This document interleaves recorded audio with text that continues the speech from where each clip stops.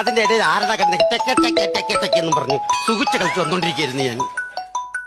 Hello advocate Franklin, yes, പേപ്പറൊക്കെ collect ചെയ്തായിരുന്നോ?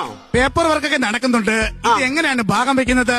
ഭാഗം എന്ന് പറഞ്ഞാൽ മൂത്ത മകൻ വിൽഫ്രെഡിന് ഉച്ചക്കടയിലുള്ള തട്ടുകടയും പച്ചക്കറിത്തോട്ടവും, ഓക്കെ.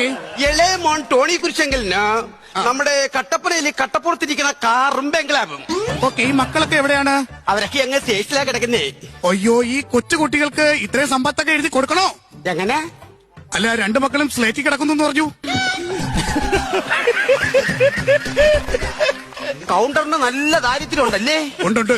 അല്ലെങ്കിൽ ഇങ്ങനെ ക്ലീൻ സാധനം അടിച്ച് കയറ്റി വിടത്തില്ലല്ലേ.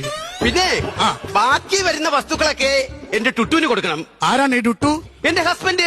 അയ്യോ, നിങ്ങളുടെ ഹസ്ബൻഡ് 20 വർഷങ്ങൾക്ക് മുമ്പ് നാട് വിട്ടു പോയിരുന്നു, നിങ്ങൾ ഉപേക്ഷിച്ച്. നിങ്ങളൊരു കാര്യം മനസ്സിലാക്കണം മിസ്റ്റർ, ആദ്യത്തെ ലിവിംഗ് ടുഗദർ നമ്മളാണ് കേരളത്തിൽ.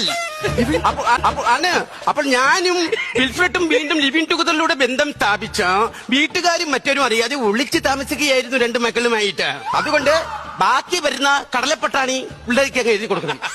എന്തോന്ന്? കടലപ്പിട്ടാണി, അവരെ പറ്റോണി. ആ സാധനം പുള്ളിക്കങ്ങ് എഴുതി കൊടുക്കണം. ഓക്കെ.